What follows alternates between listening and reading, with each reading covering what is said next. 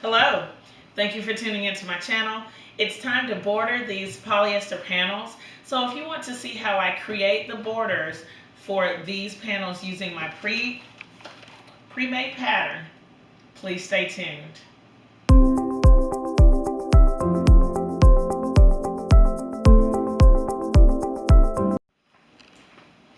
This is the panel that I've been working with for the last few weeks.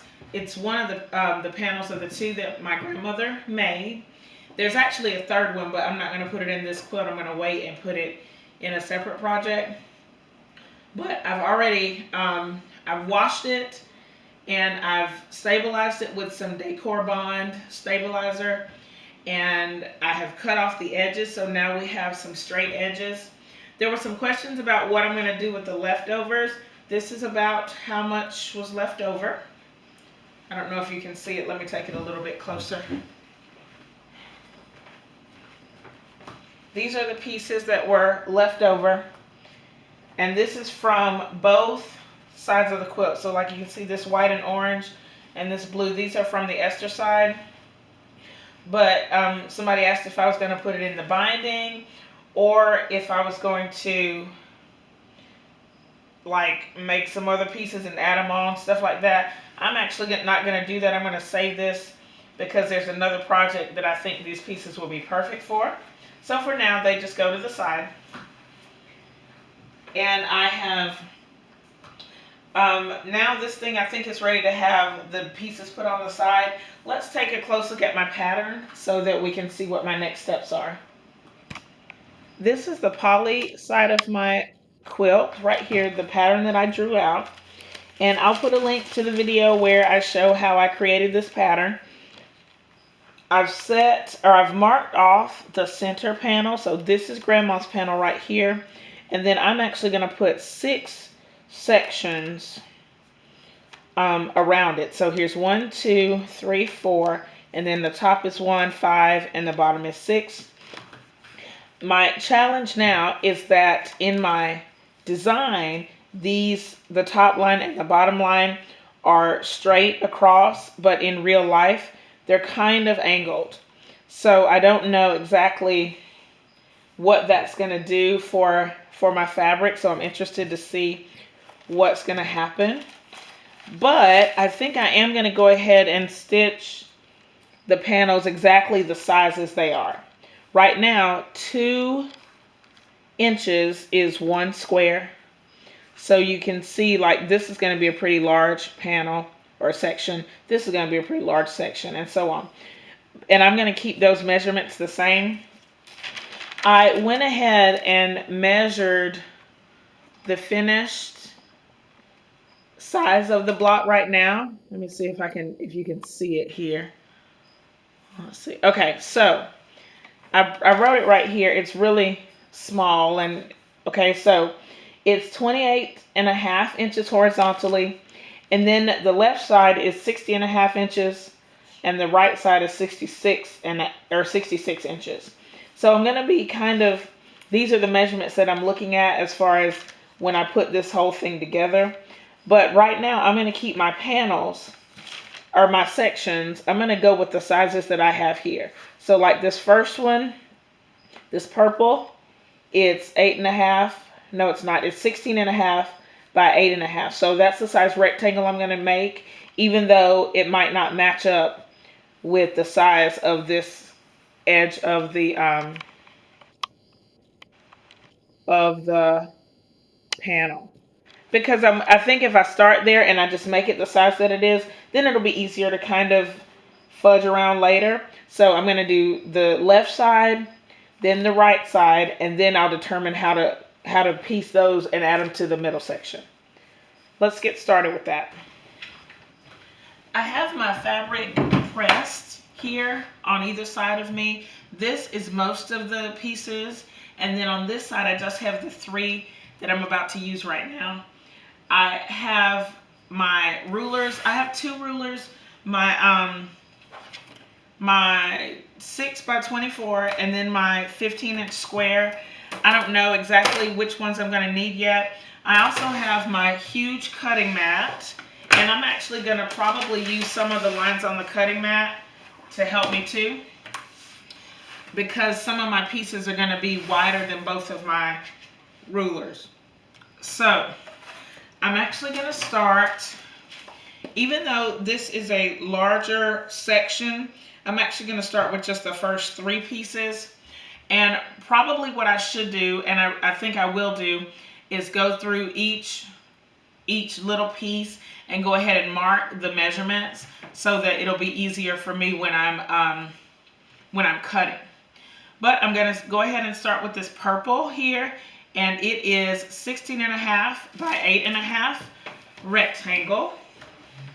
So I pulled this fabric here, and since I've recently started saving selvages, actually I don't know if I want to save this selvage because it's very generic. So I'm going to go ahead and cut it off, and I'll decide later if I'm going to save it.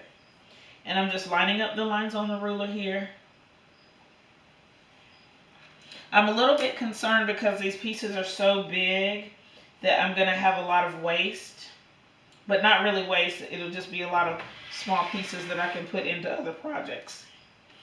Next, I'm going to cut the 16.5 mark. I have the fabric lined up on the bottom line of my ruler, of my mat. So next I'm going to go ahead and go for the 16.5. So the block on my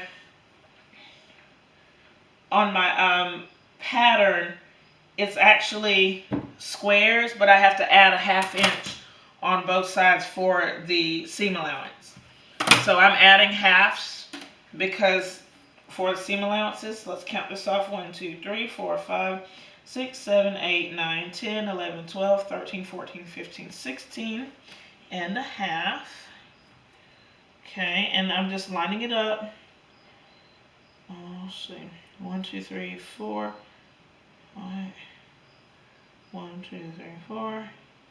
Okay. Just making sure, and then I'm going to find the corresponding line up at the top. Here. And there we go. So that's that rectangle. And then I'm going to turn it and get my 8.5. So I'm going to put this line here. Okay. And then I'm going to count over 8.5. 1, 2, 3, 4, 5, 6, 7, 8 and a half. So it's on the 11.5 mark.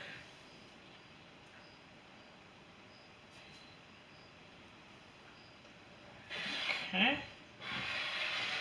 So that's that. This is the first rectangle, and it's actually going to be at the top of my little section. So I'm going to push this one to the side, and then I'll cut the other ones. I have to cut a light brown and then an off-white for this little section, and then for the bottom part of this section it's going to be a green, a dark brown, and a light brown. So I may go ahead and cut both the light browns right now, and then I'll cut those other two later. So I'll do that, and then I'll show you what it's going to look like. Here are my 6 pieces that I've already cut. Let me show you where it is in the pattern. It's right here, this section. Now what I decided to do was, as I cut a piece, I went ahead and put a check mark on it. I have the other pieces that I cut, because sometimes, like for example, with this off-white, if I was going to cut a 6.5 inch strip, there may be some other pieces that were also 6.5 inches. And so I went ahead and cut all of those pieces. When I got them together, I labeled them. I just took a legal pad and I scribbled the measurements on it, and I put a pin through it. And so I have several different colors. I did the off-white, I did the light brown. This is my dark brown, and then I did some of the green here. And then I also did a little bit more planning and decided where I have more than one fabric, like for the off-white I actually have that TV fabric and all that. So I decided where those would be, because there's some places that I knew I didn't want them. And so this is the little section that I have now. The next step is going to be to start to stitch this together. So I'm going to start with two that are joined, since it'll be these two joined to this, and then these two joined to this. So first I'm going to do the two that have to go together, and then I'll join them to the smaller units, and then I'll put both of these together. So let me do that, and I'll show you what it looks like. This section is now finished. It's really cool. And what's crazy is that the amount of time that it took to stitch it together was like nothing compared to what it took to cut it out. So that's a very interesting thing. Let me show you quickly how it's pressed. I pressed for the two sections. I pressed toward the dark side, and the same at the bottom. Make sure you can see that. Yeah, so the same right here. And pressing to the dark here. And then when there was a long side, I pressed to the long side. For this middle seam, I just pressed it toward the darker. I kind of forced it to go, but it was okay. It didn't fight too much. I want to put it up next to the panel so we can get some idea how it's going to look. This is just the top left, so there's still a piece that needs to go under it, and there will be a piece that goes above it as well. But let me put this here, and then I'll grab the panel.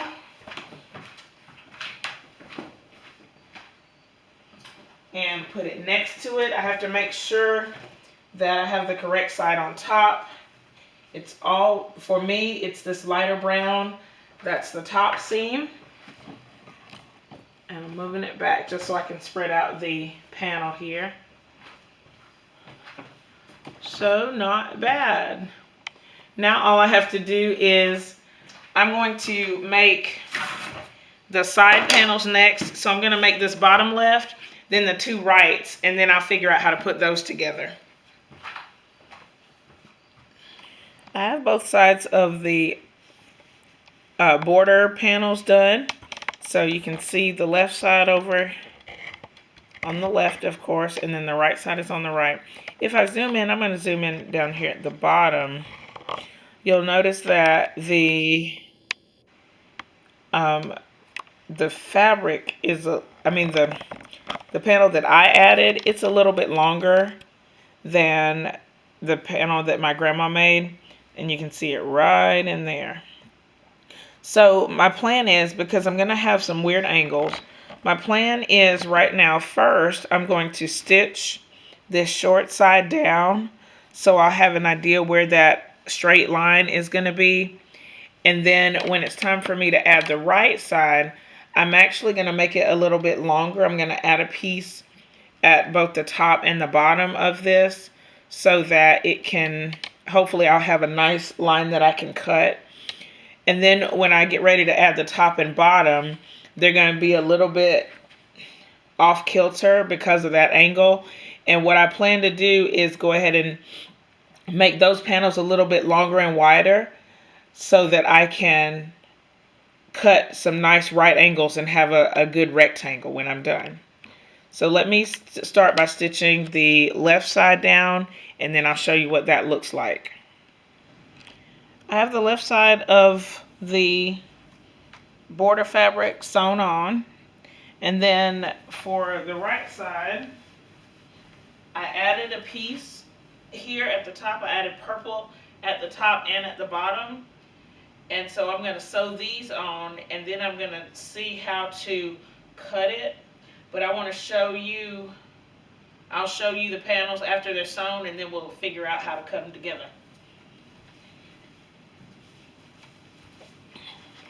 I have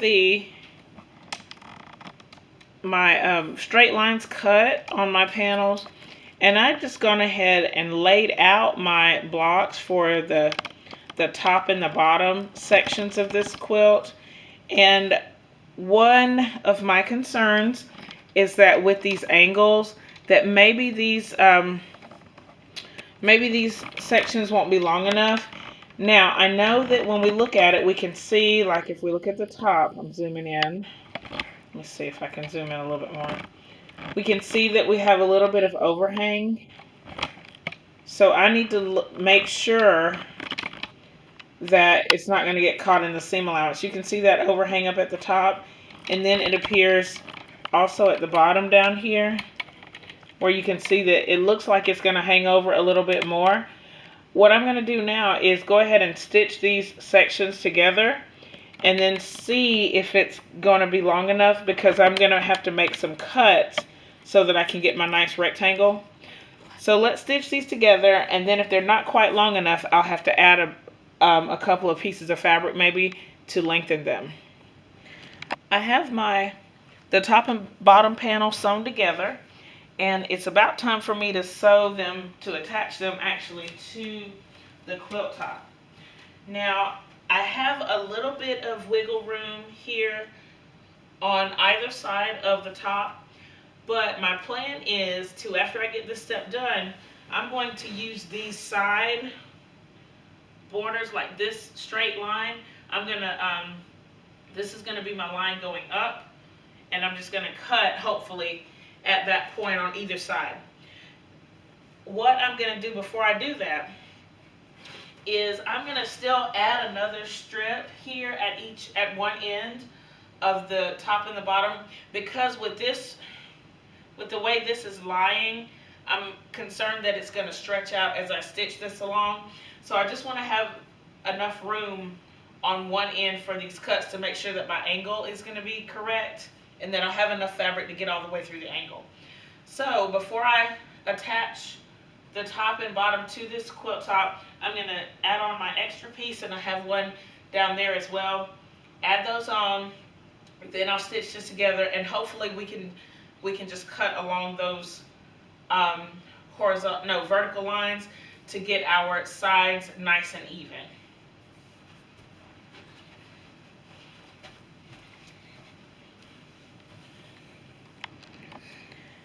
Here is where we are so far. This is the finished quilt top, hopefully soon.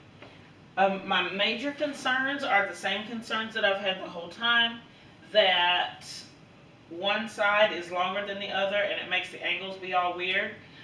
But I'm going to choose a point, like I'm going to start with the side that I think is the straightest, and then I think I'm going to cheat a little bit, and I'll show you what that looks like in just a minute. My first step is I'm going to call this side, this is my straight edge right here on the left. So I'm going to be making everything even as it relates to this left side.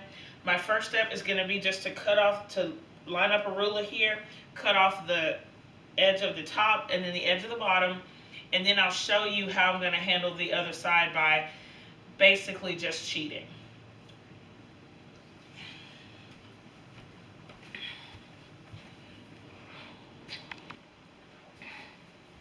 At this point in the process, I will admit I'm a little bit anxious. My nerves are I'm a little shaky, because I feel like I don't know what else to do yet. So I'm going to try to make this thing a true rectangle. I know that this polyester it's just going to do its thing. So I'm going to try my best to line up the cotton as much as possible in hopes that I can get a real rectangle.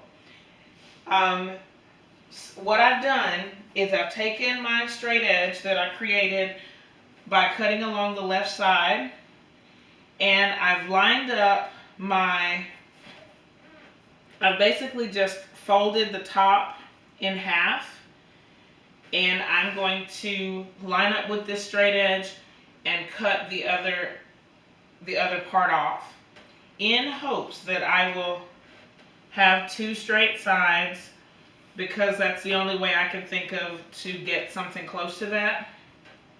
And then I'm going to do the same thing I have across the bottom here and across the top. I'm going to just line it up and do my best to get a straight line that goes all the way across, because it'll get rid of some of those angles. I really don't know if this is going to work. I'm just basically doing what I know to do and hoping for the best. If it doesn't work out, that's okay. because I still have the power of quilting to sort of make it work. So right now I'm going to cut these, and I think I'll do it on camera. I'll speed it up so you can see me cutting, and then I'll lay it out, and hopefully we will have a real live rectangle. So here I go.